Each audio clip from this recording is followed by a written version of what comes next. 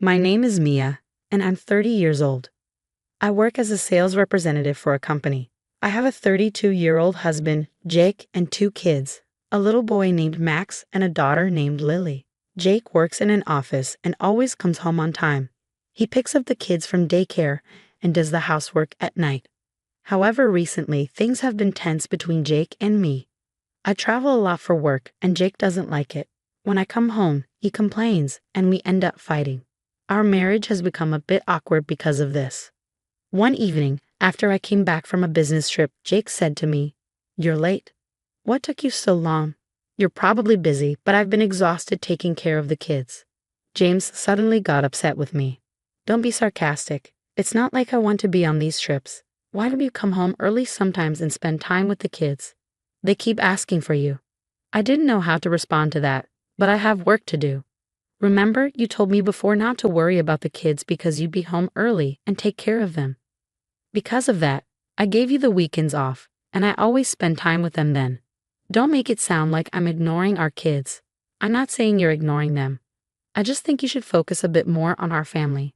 I know it's hard, but you took on the responsibility of taking care of the kids. Don't try to go back on what you said." Every time I came home, we argued about the kids. I was feeling stressed from both work and James's complaints at home. One day, when I was home, Jake's phone, which was on the table, rang. I wondered who it was from. I checked and saw a message from a woman. "What's this? It doesn't seem like it's work." I didn't look at the message closely at the time. I thought it was from a friend and didn't think much of it. Little did I know, this would later become a huge issue. I regret not asking James about it, as my kids didn't have to go through the pain they ended up facing. Soon after, I had to leave for another business trip. This one was going to be long, 4 days and 3 nights. A meeting for a major project was scheduled at the client's headquarters. It was a great opportunity for me to grow my career. I had told Jake about it in advance, but our relationship had cooled off, so we weren't really talking much. Before I left, I told the kids, "I'm going to do my best at work. Mom, please play with us when you get back. We love you, Mom, because you always play with us after work." The kids were excited for me to come home. They are my top priority, and to be honest, Jake's income isn't enough to support us. I work hard for my kids, and that's what keeps me going. When I return, I'll definitely spend time with them. With that in mind, I left for the trip. The meeting went well. The client was happy with my presentation, agreed to our proposal, and gave us the go-ahead to start. My boss praised me for doing a great job. Now, I could go home and see my kids without any worries, or so I thought. I was about to return home after a long day when I got a call on my phone. "Hello. Hi, this is from the daycare. Your kids have missed the past 4 days. Is everything okay with them?" What? I tried calling James every day, but he just said they were fine and hung up. I got worried, so I decided to call you. That's odd. If something happened, like a fever, Jake would have called me, just like before. I immediately called Jake, but his phone was disconnected. I had a bad feeling. I rushed home. When I got home, I immediately noticed something strange. All the furniture was gone, and the house was empty. What? What is going on here? I went inside, looked around, and was shocked. To my horror, my kids were sleeping on the floor of an empty bedroom. You've got to be kidding me. I quickly woke them up. "Mom, you're home. I'm hungry." Max and Lily both hugged me tightly. "Where is Jake?" I took out my phone and called Jake, but no matter how many times I called, I couldn't get through. I kept calling, and finally he answered. "What?" I heard Jake's irritated voice. "What do you mean, what? What's going on? The house is empty, and the kids are left behind. Where are you?" "Oh, I'm in the new house with my girlfriend," James said flatly. It sounded like he was talking about the weather, like it was no big deal. Huh? I couldn't understand what Jake was saying. Girlfriend? A new house? He left the kids behind to be with her. "What do you mean, girlfriend?" "Yeah, I've been seeing someone else," Jake sighed. "I'm not coming back. I can't take care of the kids anymore. I took all the furniture, but I left the kids there." What? I was speechless. Cheating and abandoning the kids. This wasn't just cruel to me, it was cruel to them too. My kids were hungry and upset. "You better get back here soon. The kids were just sleeping. If you're home from your trip, you can take care of them." I felt like I was about to lose my mind. Are you serious? How could you say something so horrible after leaving small kids with no one to take care of them? I don't want to take care of them anymore. Goodbye. With that, Jake hung up. Later, Lily got a fever, so we took her to the hospital. I'm glad you came home early, I said. I see. I was relieved when the doctor checked her, but then the doctor asked me why Jake left the kids behind. There was no way I could tell the doctor that my husband had abandoned us to be with his girlfriend. I just gave a vague answer and left the hospital. I was so angry that I wanted to find a way to make Jake pay for what he did. I couldn't imagine living with him anymore, so I decided to talk to a lawyer to figure out my next steps. When a lawyer heard my story, he said, "That's awful. Leaving young kids alone like that. It's almost criminal." He raised his eyebrows and asked, "So, you don't know where James is?" "Right, it seems like he turned off his phone." "I see. First, we need to find out where he is. I'll ask a friend of mine to help us." The lawyer was really supportive, and I was grateful for his help. I took some time off from work to care for the kids and think things over while the detective worked on finding Jake. Jake had never been very involved with the kids, but I never imagined he'd treat them like this. No matter the excuse, leaving your kids behind like that is unforgivable. And on top of that, he was having an affair. When did he even meet his girlfriend? Was he seeing her while I was away on business trips and leaving the kids home alone? The thought made my blood boil, and I could never forgive him. He deserved to face the consequences for what he did. Jake didn't hide or run, so we quickly found out where he was. He was living in an apartment in a nearby town with the woman he was having an affair with. He commuted to work from there. His girlfriend worked as a bartender and had been married twice but had no children. On weekends, when James wasn't taking care of the kids, he would go to the bar to play darts and started spending more time there. He left the kids alone at home while I was on business trips and started his affair. His girlfriend was in debt and was using Jake for his money, not just for drinks, but for her living expenses too.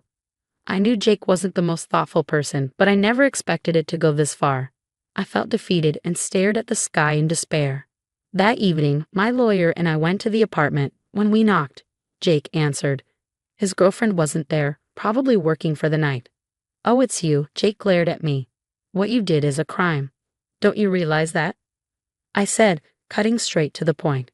The lawyer explained the legal responsibility I had as a parent and what our options were, but Jake didn't seem to care.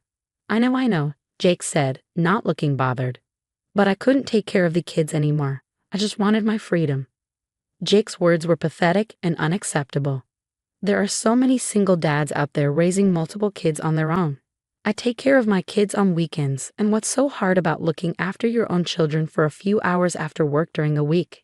And if it's too much, how does that justify cheating and abandoning your family? It was just an excuse. Did you plan to just run away if something happened to the kids? Do you think life would just go on like that? Well, if you had stayed home and raised the kids, there wouldn't have been a problem, Jake said, blaming me. I was completely shocked by his response. "I'm not doing anything wrong," James said, still refusing to change his mind. I realized then he would never change. "I don't regret having the kids, but marrying you, Jake, was the biggest mistake of my life. Anyone who can treat a child's life like that isn't even human." "Call me whatever you want," he shrugged. "I have the right to live my life." Jake didn't have an ounce of guilt or remorse. I was disgusted by how he acted. Jake's parents were shocked by what their son had done, leaving the kids behind and running off with another woman. They came to me and apologized, getting down on their knees. I knew it wasn't their fault, but I accepted their apology. My own parents were furious, and of course, they had every right to be. Who wouldn't be angry after what Jake had done to their grandkids? But I decided to handle the situation myself and asked my parents to step back. After a long conversation with my lawyer, I decided to sue Jake and the woman he had been cheating with, hoping to bring criminal charges for neglecting the kids. During the early preparations, Jake refused to acknowledge the lawsuit. At the trial, he admitted to leaving the kids behind, but tried to argue that he didn't mean to put them in danger. I sat there stunned as I listened to him. How could I have let this happen? I started thinking back to when I first met Jake. In the beginning, he was kind and respectful of my opinions, even though he had his flaws. But after we got married and had kids, everything changed. I didn't realize that Jake didn't really like kids in the first place. The trial didn't last long, and I won the case. Then the police got involved and began investigating the situation. James was questioned and charged with child abandonment under protective custody. Since it was his first offense, the charges were dropped, but it still felt like a conviction. I took this chance to ask for a divorce. I knew I would never be with him again. Afterward, my parents, who had been worried about their grandkids, came to visit often. The kids loved seeing their grandparents, and that was the best thing for them. "That was such a hard time for you," my mom said, smiling with relief. "I'm so glad they're safe now." My dad was still furious and took every chance to lash out at Jake. I also filed a damages claim against Jake's girlfriend. But what could she do? She closed her bar and disappeared, and I've never heard from her since. I heard that Jake was fired from his job after everything and was now living alone in a rundown apartment. But honestly, it didn't matter to me anymore. This whole situation was shocking. I never imagined Jake would abandon the kids and run off with another woman. It taught me that life is unpredictable and you can't always foresee what's coming.